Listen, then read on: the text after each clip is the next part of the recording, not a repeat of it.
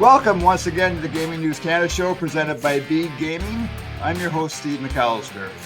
When the Douglas Ford government of Ontario, and more specifically the Office of Attorney General Doug Downey, gave the green light to an open, private sector-focused sports betting and online gaming industry back in December 2021, one of his first acts was to convince the former Executive Director of Policy for the Premier's Office to leave a senior executive position with the Strategy Corp Institute of Public Policy and Economy to become the Chief of Staff for the newly created iGaming Ontario organization.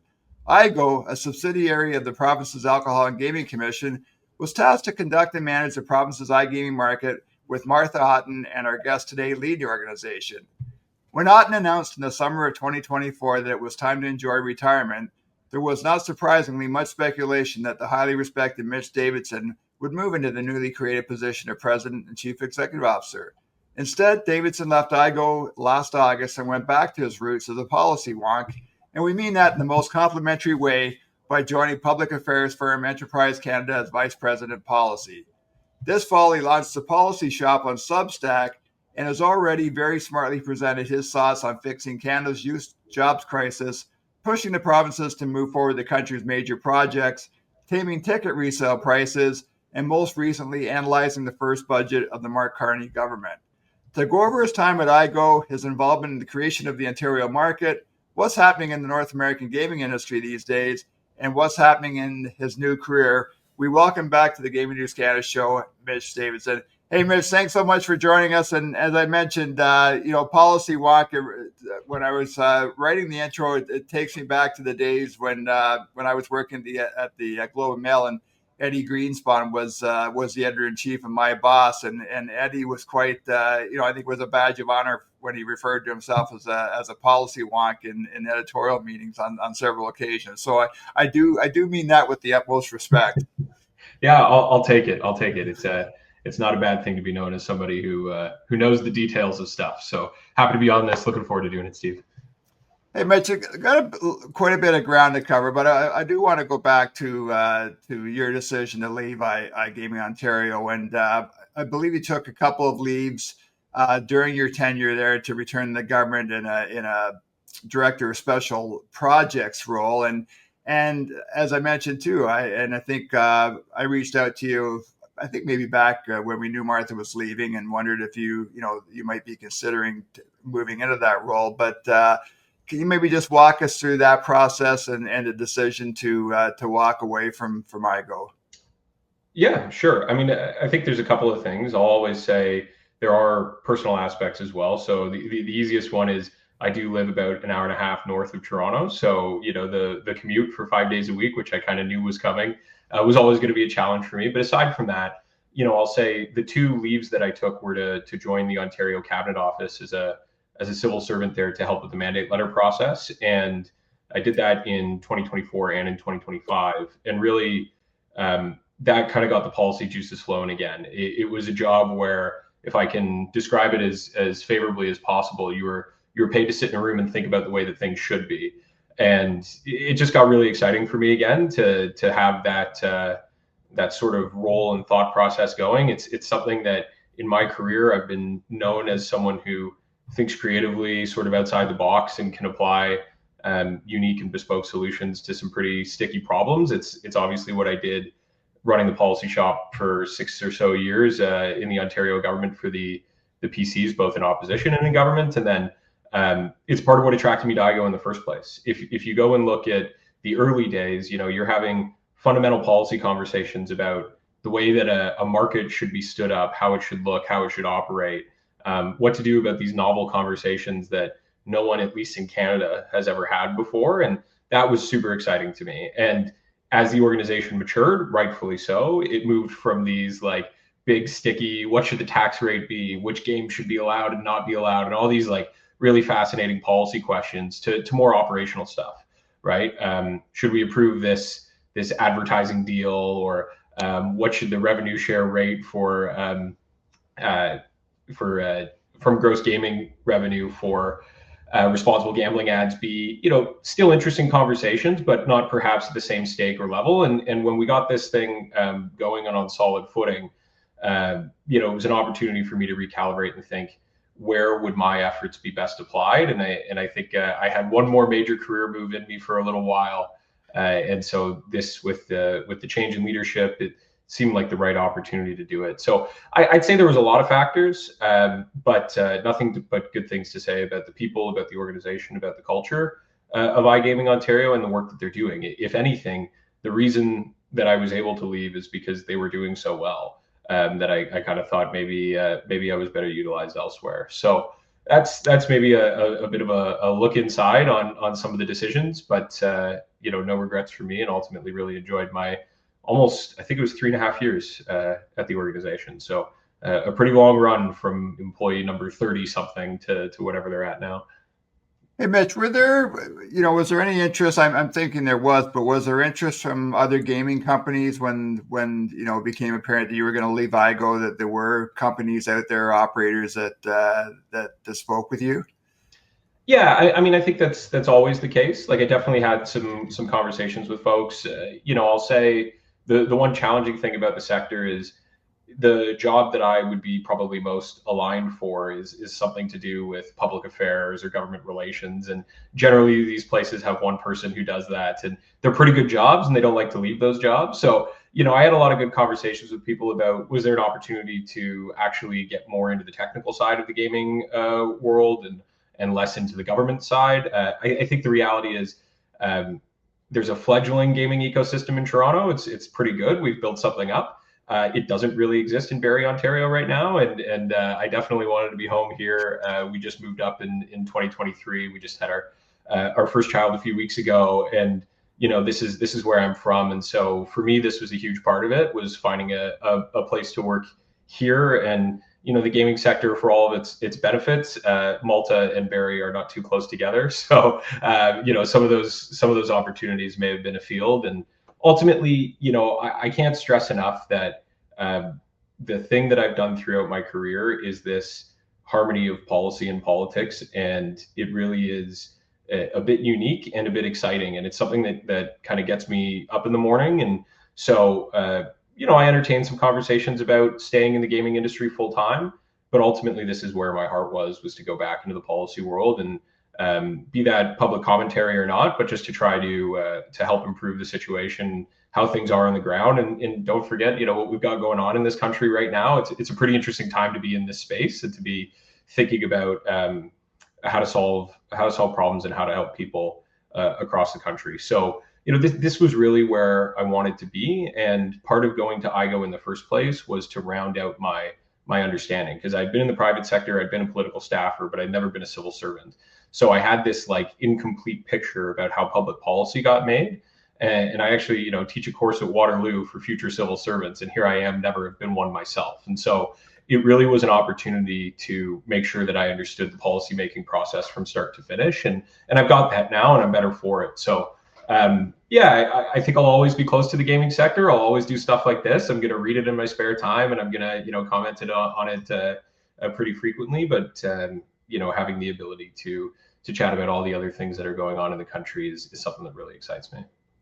Hey, Mitch, I want to ask you in a minute about the kind of the challenges that iGO have been pretty well documented on this podcast and in the newsletter, and specifically the efforts around anti-money laundering, the institution of or the implementation of a self-exclusion program across the market in Ontario, and some shortcomings on the data collection side. But again, as I've tried to say often here, I think Martha Otton and the work you've done, you both deserve a lot of credit. This market was created in a rush to get going in April 2022, and as you mentioned, there are a lot of things that the organization should be proud of, and so I did want to give you the forum to talk about that, because I don't think we've had you on the podcast for a while now, so I did want to give you that opportunity. Yeah, no, I appreciate that. And I think, if we're going to play the throw around the credit game, you're right. Martha deserves a whack ton of it, as does the team that was stood up there before I got there, right? My career advice to anybody listening is join a regulated monopoly right before it goes live, right? It's normally pretty good for you. But, I'll say that in the government world, right, it can be really hard to capture momentum at any given time and then to maintain that momentum, right? If you look at things that are happening right now, major project offices and diversifying trade and reshoring manufacturing and all this stuff is fantastic. And I'll tell you right now, we're going to wake up in 5 years and some of these things will never have been completed or never have been started. And it's just the way that government runs is you're always off to the next priority. And so getting the market launched was one accomplishment, but continuing to push to get all of these different changes, right? So, you're talking about things like separating from the AGCO is no small feat. I know it's very inside baseball, but it really is. Getting the diversification of operators, right? So I know there's been some changes in the numbers, but we're still, up and around the 50 mark and up around the 80 plus websites. And each one of those companies requires, real onboarding work from iGO and from the AGCO. And I'll tell you, there was a whole host of companies that never went live too, right? So you're always, filling out the paperwork for everybody, whether they come across the finish line or not. Staffing up an organization, setting internal policies, setting up an HR function. Like a lot of this stuff is maybe not sexy to the outside world, but really is the meat and potatoes of getting this market up and running. And then I'll also say one that the organization doesn't get enough credit for, and rightfully so, it's not necessarily public, is intervening in individual customer disputes, right? A lot of my time at the organization was sort of bringing the voice of the business to the table, but also bringing the voice of the player. I was a player, I am a player.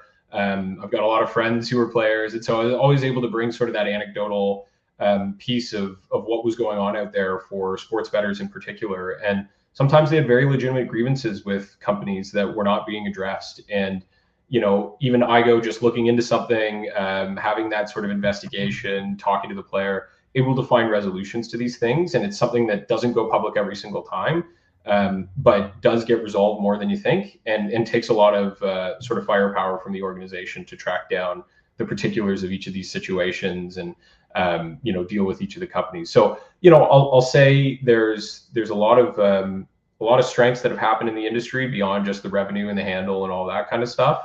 But the organization and the people in it deserve a lot of credit for the work that they've done. And I'd also say the government deserves a lot of credit. Like I look at sort of the side letter agreement that we did for horse racing for Bet365, which is also now over at OLG. That required a lot of lift from Woodbine, from the Ministry of the Attorney General, from us. And yeah, it's one company that's done it, but it really is just showing that there's momentum to break down some of these barriers. Gaming is one of the most regulated sectors in the country, and the ability to parse through that stuff and to find solutions, even if they take a little longer, is something that Martha and the Attorney General built as a culture into the organization. I hope it continues. I'm sure it will. But that's something that can be really hard to find at a public sector agency, is a sort of private sector ethos, and being able to build that in-house as much as possible is probably the thing I'd point to that really is unique for this organization and for my time there.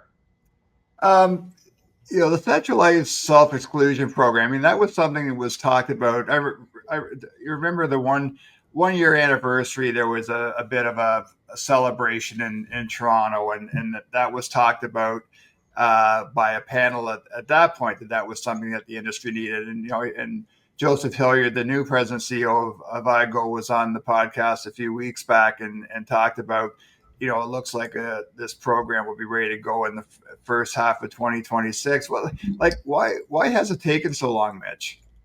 Yeah, it's a good question. I mean, I think there are some lessons here about the way that procurement runs in an organization of this size. That's probably more so for the AML side than the CSE side, but it is to say the difficulty here is, I think you've got, an organization where, for the most part, right, if I can describe this, for the most part, iGaming Ontario's role is to sort of be hands-off and to process things. We process AML reports, we process revenue, but the actual interaction with the customer, right, every single interaction with the player happens from a company itself, with iGO theoretically sort of overseeing that work. The CSE is a little bit different. iGO is actually designing a program that goes all the way down to the individual interaction. And so I think there's a lot of lessons that the organization had to learn about how the business actually works, about how operators actually function. when do we have login checks for someone who's been online for more than 10 minutes, right?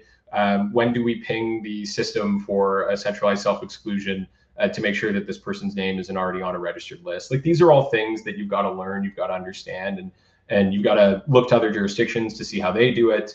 The reality is, I think across the board, the organization can move faster, but it has had a lot of issues internally, be it the election, be it a CEO change, be it a change to a new ministry, separation from the AGCO. The list kind of goes on and on and on about the different internal barriers that they've had. But the reality is these things need to get going now. I think the pressure is going to be on the organization. All those things I just mentioned have been solved for, right? Even the liquidity case is out, which is great news. I'm sure we'll talk about.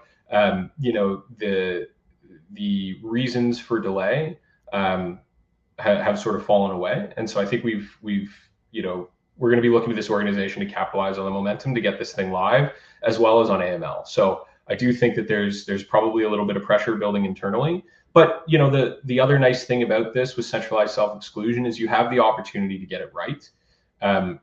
Every single operator has a self-exclusion program right now, and I know that there are individuals who can sign up for multiple sites and sort of fall through the cracks in that respect. But the reality is that players are protected. And so, we're not talking about a black and white or a binary situation where it's either all or nothing. There are protections in the marketplace right now, and so that affords iGaming Ontario, I think, the opportunity to get this right.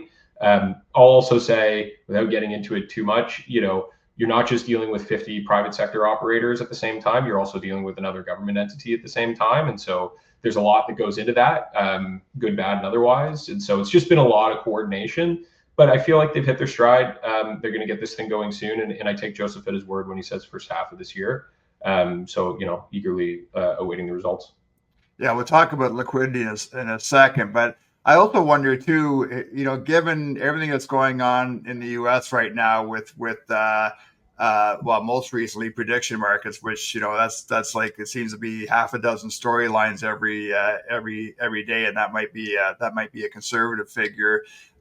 Sweepstakes. I almost wonder everything going on in the gaming industry right now, where maybe things not being put into place right away is maybe a benefit. And you and I talked in our email exchange about the future of gaming, and I wonder if anything's going on in the U.S. right now as maybe will be a benefit to iGO, and maybe it was a good idea that there weren't some policy changes or some things put in place before today. Yeah, it's an interesting point. I think that's one of the benefits. Maybe not on centralized self-exclusion, but on some of these other areas where you get a chance to take a look at what's happening, right? I mean, I think one of the most interesting things that could ever happen to iGO is the idea that another province goes live and does something differently, right? So you get an opportunity to say, if Alberta specifically is doing their AML system this way instead of that way, can we adapt? Is what they chose better or worse, right? So this is one of the sort of the benefits of federalism, is you get all these different opportunities to see how like healthcare works in all 10 provinces, and you can do the same in the gaming space. And so there's an interesting opportunity here for iGO to evaluate what it took to be the only way to run this model and to fix it. And one of the things that occurred in the time that I was there is the court case with Kanawake about conduct and manage in the first place, right? And I would describe, I say this well-meaning, is like our approach to conduct and manage was sort of belt and suspenders. And that court case revealed that you probably need only one of the two. And iGaming Ontario has not made those changes necessarily yet. They've looked at some of the reforms. They're definitely evaluating them. They've got another operating agreement to sign in the near future. And I would really look to that as an opportunity to reduce some of the obligations on operators. The gaming review that the ministry is doing is another chance to do this. And I think of things like, it's where are we different than the other jurisdictions that are live? If you look to the United States, sure, there's a lot of talk about prediction markets and sweepstakes, and luckily, in Canada, we don't necessarily have those problems, or if those competitive things are going to come to the country, because I shouldn't necessarily call them problems, but if those competitive products are going to come to the country, you have an opportunity to think through how it's going to work. But one of the things we can do is look to the United States right now and say, is there a single jurisdiction that takes 100% of the money from operators and then gives back the 80%, or do they just take the 20 as a tax rate off the top? And I know that was a feature of Conduct and Manage. It showed sort of control over the organization if you took 100% of the revenue and then credited back the company's 80. But maybe we can change that. Maybe we can just go to the 20% tax rate paid once a week, and that would be a real burden reduction for iGO. It'd also be a burden reduction for operators. So these are the types of things that I think you get to look at. You have this sober second thought as you're describing. You have a chance to evaluate and make an honest decision. And you also get a chance to see what other provinces are going to do as they hopefully go live in the near future, and adjust your operations accordingly. So there are some benefits there, but I wouldn't encourage the organization to lose too much momentum as they think about these things. Ready to accelerate your digital growth? Bede Gaming delivers a market-leading platform with best-in-class products driven by secure, cutting-edge technology. With an open API platform, robust integration suite, and unlimited configurability, you can achieve the ultimate end-to-end customization for your iGaming ambitions. Bede Gaming is your partner for success. Get in touch at bedegaming.com. Mitch, there's so much talk around responsible gambling right now and problem gambling, and I just wonder, what iGO's role is on that front, and does that role change if it does have a role? Does that role change moving forward? Yeah, I mean, I think there's the organization's view, and then there's my personal view on this, which is, my personal view on responsible gambling is this is really something for the regulator. I do see this as the AGCO's purview more so than iGO's. iGO's always in this weird spot where it's got the commercial interests built into the organization. It's got the private sector ethos, and then it also has the responsible gambling mandate. And that's important. I mean, I'm not trying to disparage responsible gambling or say it shouldn't exist. I just think it should be really something that the regulator does and oversees and puts forward standards and rules that iGO and its operators have to follow in the same way that they do for OLG, right? So the equivalent example I always think about is like you wouldn't ask the LCBO to run the ride program, right?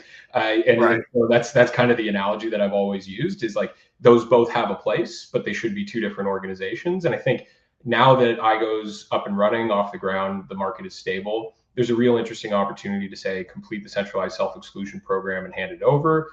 If you look at the things that iGO does on responsible gambling, the minimum advertising requirement of I think 0.5% of GGR that's spent on responsible gambling ads, that really is a regulatory standard, right? And it usually could be a regulatory standard, right? So I think some of these programs have a natural home there. It's something I hope the Gaming Review picks up on because it really would make a lot of sense. And I think it allows iGO as an organization to focus on the commercial aspects and the AGCO as an organization to focus on the regulatory aspects, which is what they're both notionally good at doing. So, I don't know if that view is shared by anybody on the inside. I don't know if you need to inject them with truth serum or something to get them to tell you it on the podcast. Maybe, maybe not. But, it's a personal view that I've held that perhaps that's the way that the system should have been set up from the start. And the reality is like, Ontario's the first mover, right? The first province in the country to do this. And so you're going to learn these lessons over time. And the thing that I love about Minister Cho announcing the Gaming Review is clearly understood that there's an opportunity here to reevaluate some of these things. And maybe what I'm suggesting is a path forward, and maybe there's another path forward, right? I'm not suggesting that I'm the only one who has the answers, but there really is a chance here to think about the way that this system should work, not the way that it does work. Now that we've got a couple of successful court rulings under the belt and 5 years by the time the Gaming Review maybe is finished, I'm not sure, of operational lessons learned. So really, really a good chance to see if there's anything that needs fixing or tweaking. And that's a really healthy sign of a proper government interventions, proper regulator. Like that's the way that this thing should be functioning. And I think it's what operators and players are going to want to see. So that's kind of my view on where RG should sit. But for the meantime, it sits with both organizations, and I think they're going to fulfill their mandates as given by government until that changes. You've mentioned the commercial aspects a couple of times, and again, people we talk to in the industry, they think that iGO, there needs to be a greater focus on that. I mean, what's that mean to you, Mitch? Like, what is it? What is the role for iGO to play on that commercial piece? Yeah, the way I think about the commercial aspect of the market is I kind of think of this as like building a house analogy, right? You have to get the foundation correct, and I'll stress Doug Downey, even Carolyn Mulrooney before Doug Downey became the AG, Martha, everybody involved, they got the building blocks right, right? A competitive tax rate. I mean, you've heard me do this before on the podcast. Right. Competitive tax rate, no cap on licenses, allowed gaming, not just sports betting, sort of casino play, not just sports betting. Like there's a few of these things that were really fundamental decisions to lay the groundwork for a proper market. And they did that. And I think that's why you've seen the rush of operators, the amount of player accounts, the amount of revenue that's really competitive every month, $7 to $8 billion of GGR coming in a month. And it's really impressive stuff. And that is the first thing that you got to get right. And you can't really fundamentally change that, right? You can't go in and jack the tax rate up or all of a sudden put a cap on, remove products. And I don't think iGO is going to do anything like that. The second thing is once you have that foundation, now you get to play around the edges. You're building, rooms on the house and you're doing interior decorating and all that kind of stuff. And that's where the organization's at right now is how do we get the burden or the balance of regulations between burden and effectiveness correct, right? How do we get AML to a point where it's obviously a necessary thing that we have to do for the purposes of combating anti-money laundering and complying with FinTrack's rules? But how do we do this in a way that's not, excessively exploitive of costs for these operators? I had an operator tell me once, and they'll remain nameless, but an operator tell me once that, they're in some 30 some odd states in the US, and the AML team for the entire US operation is about the exact same size as the AML team for Ontario, right? It's not sustainable to continue doing it that way. iGO knows that, the AGCO knows that, the government knows that. They've got to get it fixed. They're working on it. But this is where we're at now about how do we become more commercial? And I think it's right. The other one I want to say, though, is we hear a lot about commercial interests, even responsible gambling. We don't hear a lot about the players, right? And I think it's just a function of how the system works is, Joseph mentioned on your podcast that he wants to meet with every single operator. I think that's a fantastic thing to do. But the common thread that every single operator has is they all make money off the customer, right? And so, at the same time, you have to find a way to listen to the players themselves and to make sure that you are, as government, the group that's there to represent these players.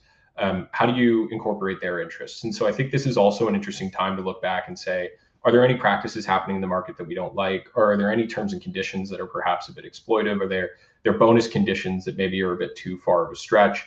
I'm not asking for government to be like wholly interventionist in the way that the market works, but this is the benefit of regulation is you get to pursue some fairness from time to time. And I think there are some things like that that the organization, now that, again, it's set up, it's running, especially if it gets another operating agreement out the door soon, it'll have the ability to make sure it's started tweaking around the edges and getting all these little things right. And that's an exciting prospect for players in Ontario as well as for the companies to make sure that they're in the most competitive market in the world. So maybe a bit of a tangent to your question about how does the organization look at the commercial side, but I think those are some of the sort of behind the scenes parameters that you maybe not seeing or hearing from the organization on a daily basis, but are things that they have to consider live and in real time. Yep, absolutely. Hey, I want to talk to you about the Court of Appeal for Ontario ruling last week on essentially cross-border daily fantasy and online poker, and the court's given the green light for that to happen. Of course, we're recording this on Monday morning, November 17th. There is, I think, a 30-day period now where parties can appeal that ruling. But I believe you were involved in that case, Mitch, on behalf of iGO, and I just wonder just your thoughts on the ruling and what and the impact of it on the Ontario market. Yeah, so a couple quick caveats off the start. So first off, not a lawyer, not presenting any legal advice. And when you say involved in the case, full credit to the legal team at iGO, the legal team at the Attorney General, did all the interveners that did the real heavy lifting.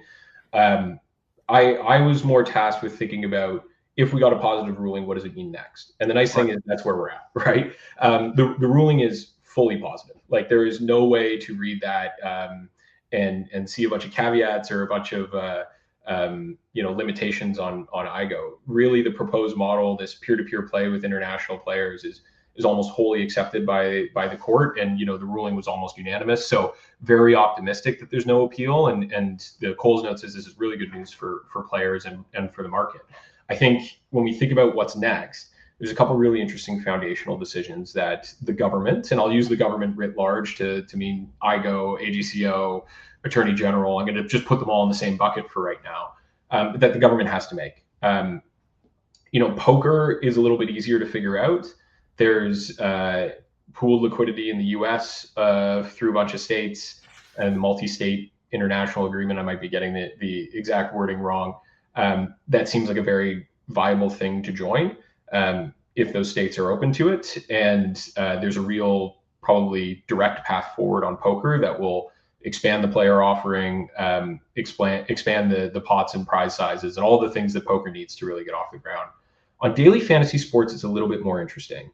And this is where I think government's going to have to make some unique choices, and I hope they get it right. Because if you think about this court case, Ontario suggested we would sign agreements with other jurisdictions to allow for pooled liquidity. Well, if you go to the US and you look at daily fantasy and you go to all of the gaming regulators, you'll realize in most cases daily fantasy isn't a regulated product. It actually kind of sits outside of the regulation. Right. And so who do you sign with, right? In some places like New York, they give out a fantasy sports license, and so perhaps that gives you a signatory. In other places, they don't, and sits outside as sort of in this quasi-unregulated space. And so Ontario needs to make a decision. Is it comfortable operating in a market where the players on the other side aren't necessarily regulated, but the players within Ontario are? I think that would be a really interesting space, especially for daily fantasy, to try to get it off the ground.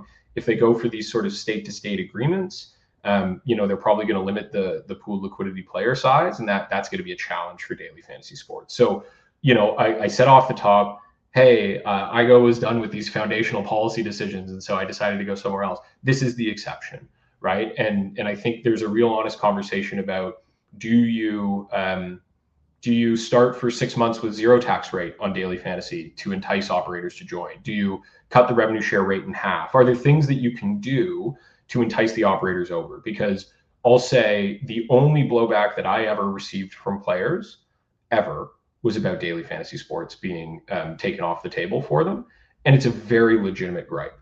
And the reason that we were always able to put in the window is, sorry, we have this legal interpretation that needs to be solved for. Well, that's now solved for after this 30-day appeal window. And so the excuse, not an excuse, legitimate barrier, but from player perspective, the excuse is gone and they're going to want to see results. And so I think it really is incumbent on the government to make some policy decisions here about how to get daily fantasy sports back into the market. I'm going to write about this in the near future too. So, if I can make a plug, I'd watch for that. But I'd say, the ruling as a whole, really, really good for poker. I see a legitimate path forward there in the immediate future. And then for daily fantasy sports, I'm a bit 50-50 on what it means for players. It could really open up the market, but it could also still be in this situation because the industry has clearly decided that a 14 to 16 million person province is not enough to get daily fantasy off the ground. And so what is enough? Signing just with New York? Do you need multiple states? Do you need the whole of the United States? I mean, there's a really interesting policy question there that's going to have to be solved for soon. Yeah, and I'm just thinking too, Mitch, you mentioned about, not forgetting the players, and it just seems like, especially daily fantasy, it just is open to kind of that cross-border. Like if you might have buddies going to school at Ohio State, for example, and you're in Toronto at U of T, and you want to play your buddies in a fantasy sports league, or we know how big soccer is internationally now, and to have a chance to be in a FIFA World Cup soccer fantasy pool next summer while the tournament's going on.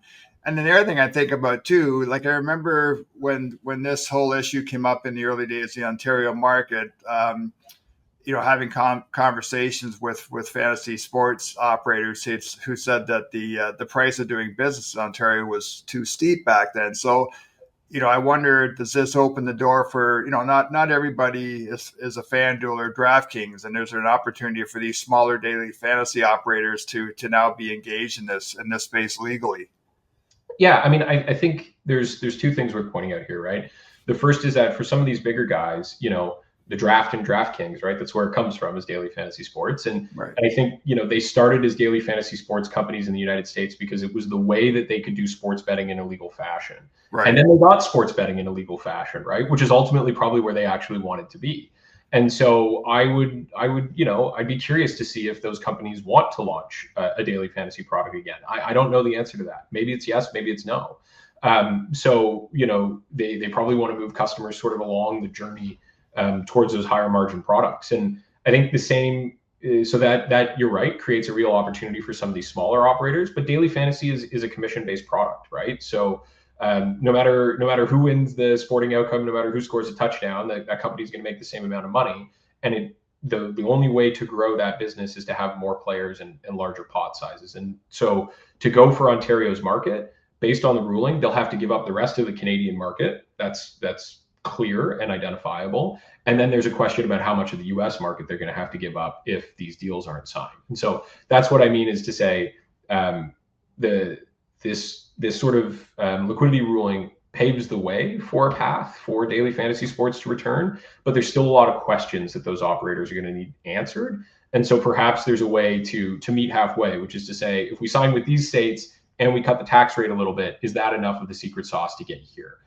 Because ultimately it's a product that we're missing. It's a product that the market desires, and it's still a product that people are going and finding on the unregulated market, right? So for all of the reasons that we pursued legalization in the first place or regulation in the first place, those all exist on daily fantasy. The other thing I'll say about the liquidity ruling that might be interesting to your listeners is I always encourage in this space for the gaming industry, when the door is slightly ajar, to kind of push it open. And, in the same way that the MCK ruling allows for changes to the way that the provinces conduct and manage, I think the liquidity ruling allows for changes to the way that products work internationally. And so I know that this court ruling was clearly about peer-to-peer, but there's interesting choices here about international lottery sales, right, for OLG. There's interesting choices here about prediction markets. We haven't talked about it. I don't know if we will talk about it, but one of the things holding those back in Canada, there's a few things, but one of them would have been pooled liquidity, right? Which is now, again, if we get through this appeal piece, notionally solved for.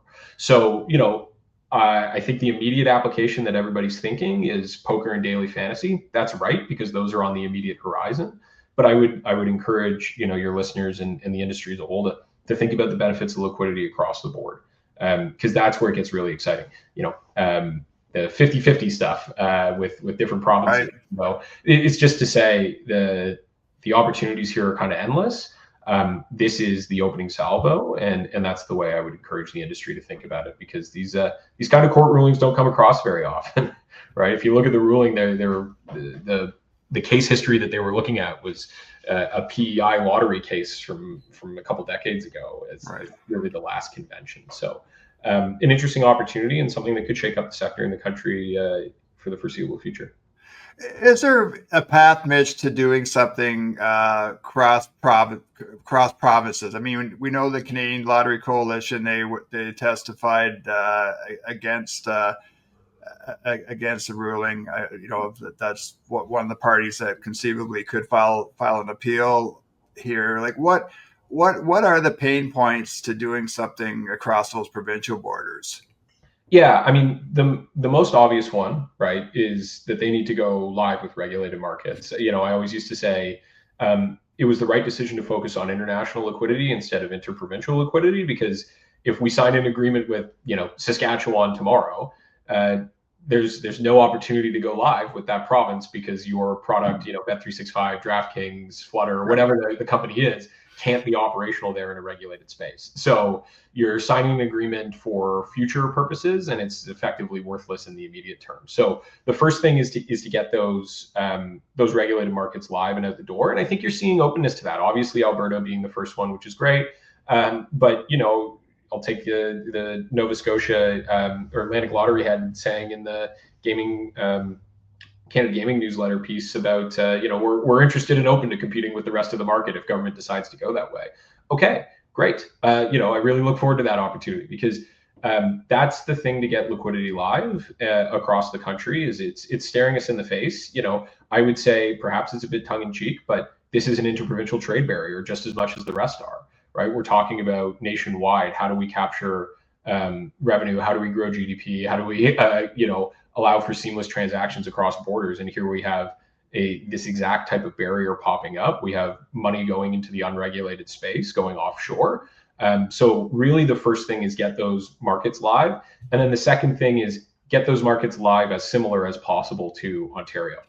Every province is going to have different things, different requirements, different political considerations. I totally understand that. But, could be pretty tough to see how daily fantasy or poker liquidity happens if, for example, a province doesn't legalize poker, or if it bans, betting on NCAA events or those sorts of things. So I think, we no reason to believe that any province who's considering this would put those types of barriers on, but really do need those types of regulatory considerations to be similar. If there's a cap on licenses, a small daily fantasy operator who wants to create liquidity across the country is probably not going to get in if they're competing against the big boys, right? So, I just consider that as the real barrier to this. I don't think government to government negotiation is going to be a huge problem. Who gets the money is actually pretty simple to figure out based on who's making the wagers. So a lot of these things are not as complicated as you think they are. You just need a market stood up, and you need a market stood up that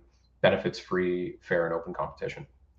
Hey, Mitch, I want to give you a chance to plug the Policy Shop, but just one more question on the gaming front, and that's the whole issue of prop bets and the scandals we're seeing right now, with the most recent ones involving the NBA, the UFC, and last week Major League Baseball. And I just need to ask for your thoughts on that. And is completely banning prop betting or banning certain prop bettings, is that a solution? Yeah, I think it's a natural response, right? Like the way I've always described policymaking across the board, like if you're ever somebody that I worked with in government or one of my students, is I kind of say anybody can tell you door A and door B, right? In a policymaking conversation, which is something pops up, prop bet issues. We either ban prop bets or we don't ban prop bets. But they don't get to doors C, D, E, and F, which is like, what are the other options that are on the table here? And so, I think the first thing I'd say is the industry needs to do a better job of telling the story that they're the ones catching these things, right? I watch a lot of baseball. I can't tell you what the pattern is for a first pitch from anybody. Right. My favorite stat on the baseball scandal is Luis Ortiz was trying to throw balls and Anthony Volpe still struck out on him. Yeah. So it's not as cut and dry as you think, but the reality is that they're catching these irregularities, right, through the gaming system and through the types of regulatory standards that are put in place. So it's weirdly a success story. It's a success story nobody wants to see, but it is one. And so I would just say, how do we crack down on this kind of stuff is an interesting policy question. I think banning prop bets outright would, be pretty detrimental to the market and to players. Are there opportunities to have better education in place for players in pro sport? Are there opportunities to have these types of things in place? Perhaps, but I would really think about the impact to the market and the impact to players, because when in the US, there's been a bit of a move afoot. Some regulators did it from the start to ban college betting or ban college betting in their states. And then when there were a few issues, they started banning prop betting in those areas. And that just drives people to the unregulated market. Like I'll tell you right now, Bodog is not going to stop offering these sorts of micro bets or flash bets or prop bets. And people are going to want to place them, and they're going to find a way to do it, right? And so you can either do that in the regulated space, capture the revenue, and then also capture the data to make sure that we are cracking down on these things and taking the bad actors out of the sport, or you can let it go in the wild, wild west of the unregulated market and see what happens. And I don't want that as the outcome. So, I would really lean towards keeping a close eye on these things, educating players, doing that kind of work. But ultimately, I think it's a benefit to the market. It's a benefit to the consumer, and the fact that we're catching these things is a benefit to the sports. Yeah, just watching a CBS Sunday morning feature on prediction markets yesterday. I mean, that's kind of their DNA, right? I mean, it's not. It feels like it's less about whether or not the Rough Riders beat the Alouettes in the Grey Cup. It's about those crazy markets and what essentially are prop bets. That's right. I mean, and the thing about those prediction markets, novelty betting, whatever the case may be, is they're going to be going into a whole host of spaces that are not just sport, right? Right. And so, you're talking about how many times the president says X word during a speech. Like, those are open to some manipulation in a way that that sports is a little bit even more difficult to analyze or to capture. So, yeah, it's one of these policy questions that I think regulators are going to have to really keep their eyes on. Luckily, in Ontario right now, not something that they have to consider as much. But I'll say, here's one for you. During the Jays World Series run, right? Proline had a prop market up for will Max Scherzer get angry during his game, and it was a bit of a cheeky thing. I think they paid Right. him no matter what. But you tell me how you regulate anger, right? Did he get angry? Did he not? So the market is going to head in this space, and I think it's something we got to keep our eyes on. That normally the condition is these have to be easy to settle things. What was the pitch speed? Did the batter reach base or not? Right? Like clearly settled markets. Prediction markets are causing a lot of fuzz to that, right? And they're doing things that are much more open for interpretation. And so something that regulators are going to have to decide, are they risk-based on this? Are they going to be more sort of rules oriented? And I think that just comes with the landscape. So some of our companies might do that in the novelty space right now, but for the most part don't have sort of quite the same issues as prediction markets. But what happens in the US has a way of coming up here, right? So at some point this might be something that the Ontario market's going to have to look at.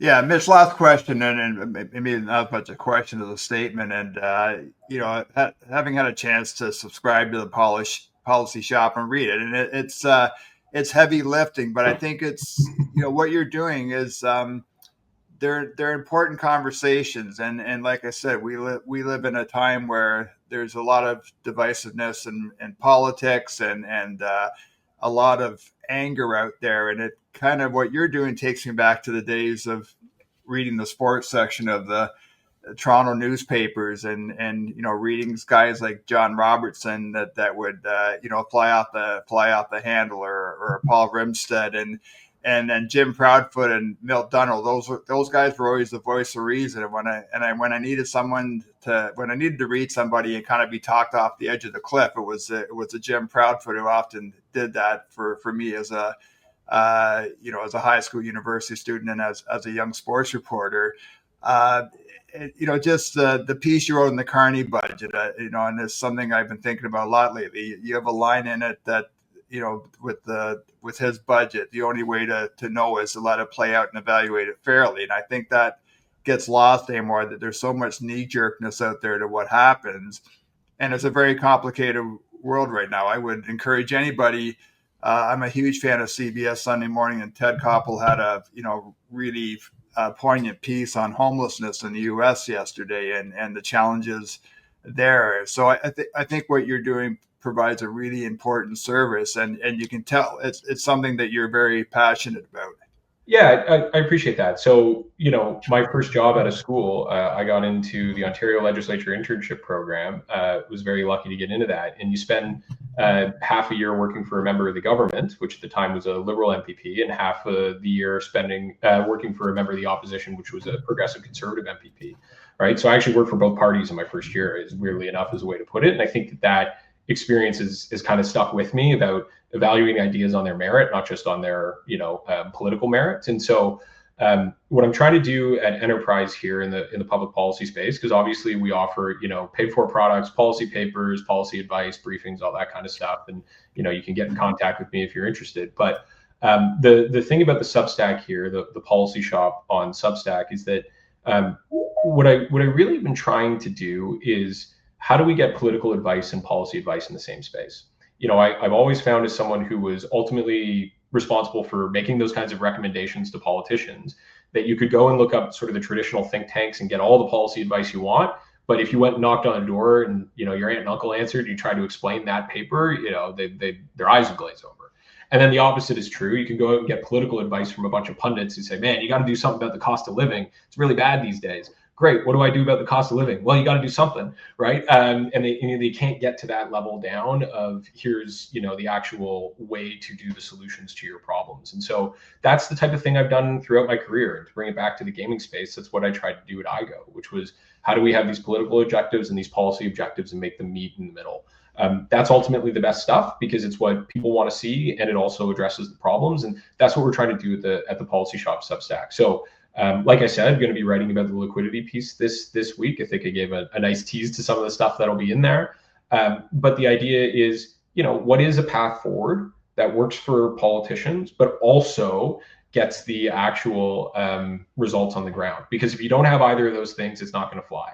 And I think we've seen far too many things, speed cameras, whatever it might be, get captured in the politics and not in the policy, and vice versa. So we're trying to do both at the same time here, that kind of intersection. It's the space that I love to live in, and they are a bit of a longer read, but I hope that they're informative and they're thought-provoking. That's really what I'm attempting to do. So yeah, I would love if any of your listeners were to subscribe at the Policy Shop at Substack, but for the most part, you're right. It is the thing that gets me out of bed in the morning, and it's a pretty exciting thing to be thinking about and doing with your day. So appreciate the opportunity to plug it, and hopefully your listeners will find the liquidity piece in the coming days to be sufficiently interesting.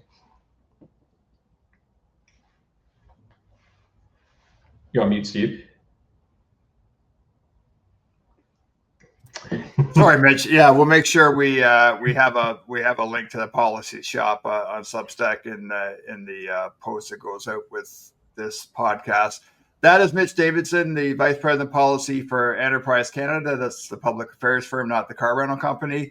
Hey, Mitch, really appreciate you doing this. This is long overdue, but I know you've been really busy with new father duties. So congratulations on that, and wish you well, and also wish you well in your new job with Enterprise. And yeah, we look forward to continuing to follow the Policy Shop, and maybe we'll get you back on the show in the new year when we see what's happening in the gaming industry. Yeah, appreciate it, Steve. Always love doing this and the chance to connect. So keep in touch. You know where to find me. That's it for this episode of the Gaming News Canada Show, presented by Bede Gaming. As always, you can find us too on Substack, and you can also watch this interview with Mitch on our YouTube channel. Thanks so much again to Mitch Davidson for joining us today, and we'll see everybody again very soon.